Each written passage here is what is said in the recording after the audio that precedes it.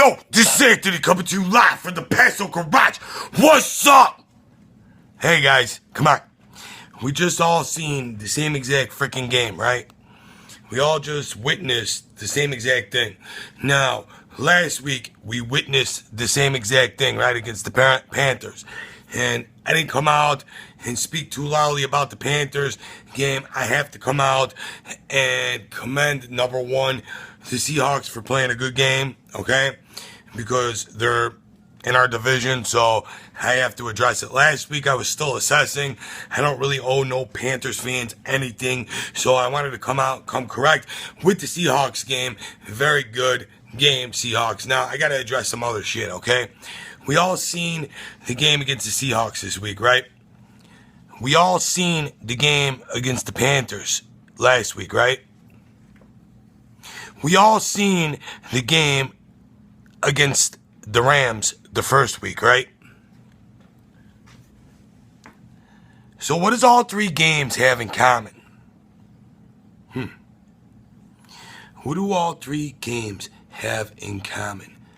We have no offense!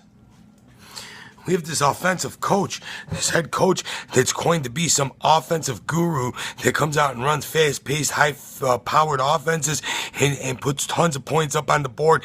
And you know, he's just this savior to all 49er fans. And, you know, Jed came in and he pulled the wool over everybody's eyes. And once again, and he did it with Chip Kelly this time, okay? And then Chip Kelly starts playing Gabbert.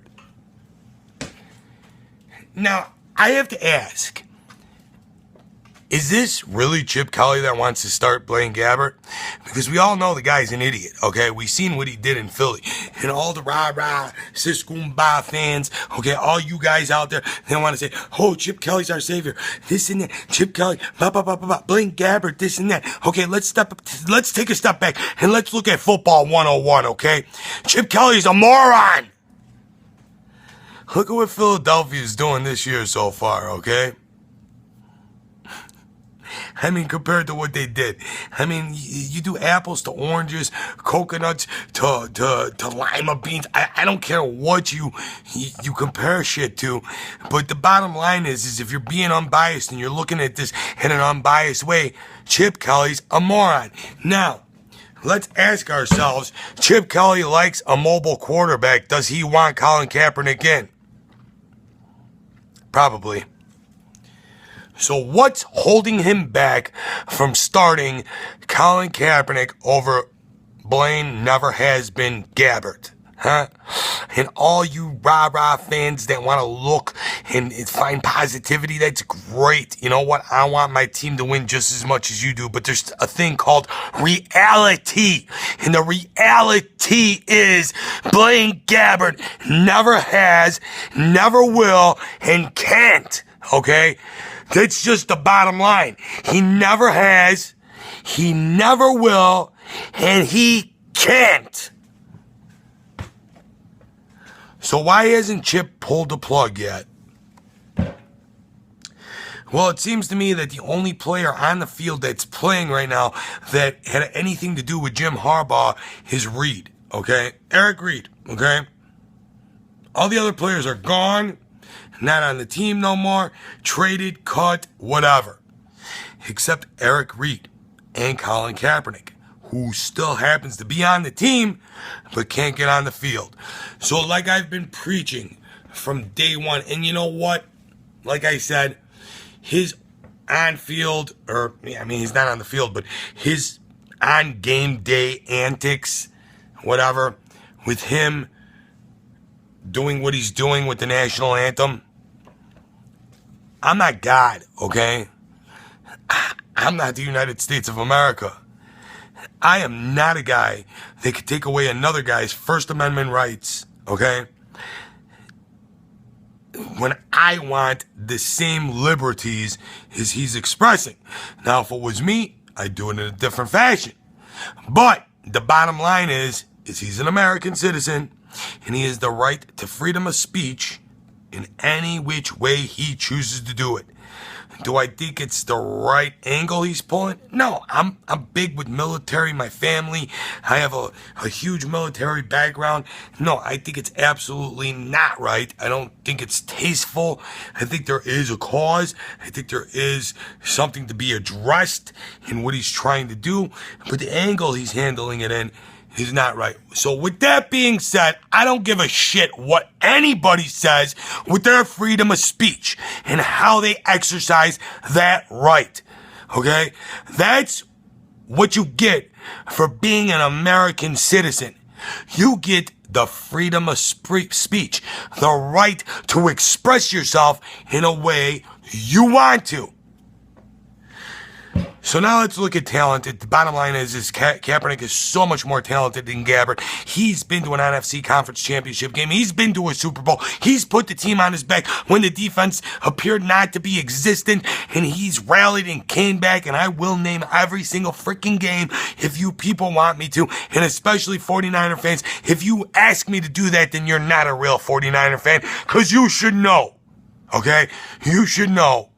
He's rallied the team back. He's put them on their back. He's coasted into victory. He's been in NFC Conference Championship games, Super Bowls. How are you going to throw away a quarterback that was the closest thing since Steve Young to get your asses to a Super Bowl? Yeah, he lost. Now, we could blame the play calling. We could blame the game scheme. We could blame his youngness and not being able to audible out of a play when he should have. We could blame the fact that maybe he wanted to make his bosses happy and listen to them because he was a newer QB. We could blame a lot of things. We could say that he can't read a defense. We could say anything we want because that's our God-given rights as an American citizen, right?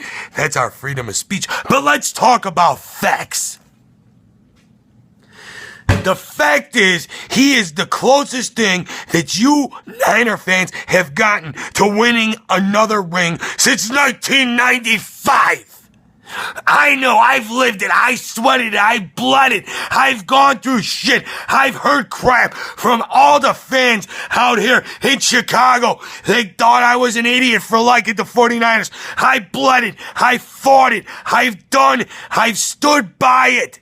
So don't come at me and tell me what you think you're gonna tell me, because I already know, and unless it's some hardcore football facts, step on and get out of here. Now, let's address another issue. What's the ultimate reason why we're failing so badly and miserably now after the Harbaugh era? After we were failing when John York dismantled this football team, okay, after we had a decent run under Steve Mariucci, and in 2003 he thought it was cute to bring in Dennis Erickson and get rid of Mooch and get rid of Jeff Garcia and get rid of a lot of players on the team. Even Derek Deese was subjected to being cut and moved to another team, okay? Nobody was privileged enough not to feel the effects of the York Axe. And then what happened? We went on a 7-year crap run, okay? Just total crap. Until 2010, when Singletary drops his pants and he gets fired and Jim Tomsula comes in for the last game and wins of the 2010 season. That marked the beginning of winning. And it wasn't because of Jim Tomsula. It was because what happened next. See, what happened next, there was two things. One was very good and one was very bad. And me, myself, I kind of seen the good when Coach Harbaugh was hired, and I chose to ignore the fact that Trent Baalke was appointed as our new general manager. So there was a good and a bad that happened, but I chose to see the good, and the good was great. Jim Harbaugh knew how to coach a team. He took a 6-10 team and brought it to one play away from a Super Bowl. The following year, a Super Bowl. The following year, one play away from a Super Bowl. And then what happens? The front office decides to sabotage sabotage the most winningest head coach out of college into the NFL and the most winningest head coach that the 49ers have seen since the Steve Mariucci days, and even more so, George Seifert was the last time that the 49ers seen the hope that they seen with Jim Harbaugh. And what did Jed do? He got his panties caught in a bunch, his thong got cut up his crack, and he decided that he can't handle Harbaugh's attitude and fires him. And I said to everybody, we're screwed. And I had so many people behind me boycotting the Yorks. And then all of a sudden, they started spewing bullshit and telling you all the crap that Tomasulo was going to do. And then I lost a lot of support because fans chose to put their frickin' blinders on and not listen to a voice of reason and listen to a goddamn salesman and a piece of shit that hasn't done nothing but destroy your football team. That's what you people decided to do. And I'm not saying everybody did, but you know who you are. You know who you are. You decided to pick your goddamn pom-poms up again and say these fucking pom-poms are miracle pom-poms and they're gonna make us win again. And then what happened? We were faced with crap again. And then so many people jumped back on my bandwagon. And they're like, Passo, let's get them. We're doing it. We're not buying no 49er merchandise. We're not going to no games. And that lasted until when? Until the announcement of Chip Kelly came into play. And all you people found those pom-poms again and picked them up and started cheering and thought that benching Colin Kaepernick was the best thing. And we're cheering for Gabbard. And we're forgetting about this whole thing in a Super Bowl. You forgot about a Super Bowl. Yeah, we lost and it sucked and it hurt my heart just as much as it hurt everybody else's because my pride told me when we get to Super Bowls, we don't lose. But the bottom line is we got there. We won how many games last year? And don't kid yourself, we're not even winning that many this year. Trust me, I said it at the beginning of the season. I said it on several radio shows. On my radio show, we'll be lucky to win 5 games and we'll probably win 4 the whole season. And that's the whole goddamn truth, okay? The cold-hearted truth. And if you can't swallow it, then maybe you don't have a spine to be a football fan. Because that's the bottom line. And if we win 8, I'll be happy, but then I'll be sad because you know what? 8's still shit and we get worse draft picks. So where are we at? What are we going to do? Huh? What are we going to do? I'm going to root for the 49ers every single week. I know that's what I'm going to do. This video is long. I hope everybody's watching the whole thing, but there's a point to this, and I hope it's resonating within every single one of you.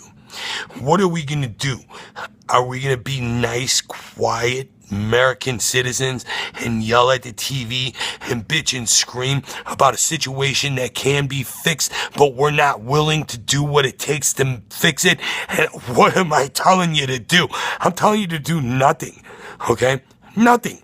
Be lazy Americans. Don't go to football games and don't buy merchandise. You see that? I love that. That's my symbol. I swore by this symbol my whole life. And I want the greatness of it back because you know what this is? This is not what we see on the field today. That is not what Jed York and John York and Denise DeBartolo York did to this team. Is spit right in its face. They shit all over it. They desecrated a legacy. They let the Pittsburgh Steelers take more rings than us. They let the Dallas Cowboys ride our asses when we should have been coasting into victory lane with 8, 9, 10 Super Bowl wins by now. And all you people want to sit back and take that? Come on! I'm sick and tired of it. I won't put up with it. And I'm standing here, and I'm screaming, and I won't go away. And like I told you, I ain't going nowhere. I don't give a shit if I have one supporter behind me. At least I know I did everything I could in my power to bring back the legacy of a team that was so storied and so rich under Eddie DeBartolo. Eddie DeBartolo, trust me, wants to spit in his freaking nephew's face, and he wants to slit his brother-in-law's throat. Trust me. but he's a nice guy and he plays along with it, and he's not with the organization no more. So he's going to sit by and let John try to figure it out through the likes of Jed. I've wasted a lot of time on this, but the way I look at it is it's not wasted time. I feel it's wasted time because the people who I thought supported me obviously were yellow. They were thin-skinned, they were weak, and they couldn't stand the test of time. They couldn't stand what we as Americans do, and we fight until we win. But all of those of you who are still there, and all new people that want to join, if you join, trust me, I want people that are going to stand the test of time. I don't want yellow. I don't want fair weather. I don't want weak people. I want people that really want their team back and really are willing to do what it takes and live the American dream and make a difference. All the other fakes, go. Go buy your tickets, go support the Yorks, go, have fun with them, okay? Have fun with it. Because at the end of the day, I'm going to be the stronger force. And I will win. And you guys can look from the outside in and say, I could have been a part of that, but I won't accept you at that point. I respect all 49er fans. 49er fans, grab a set. Let's do what's right. Let's take this team back. Let's make our dynasty. Let's bring our dynasty back. Aren't you sick and tired of looking at this shit?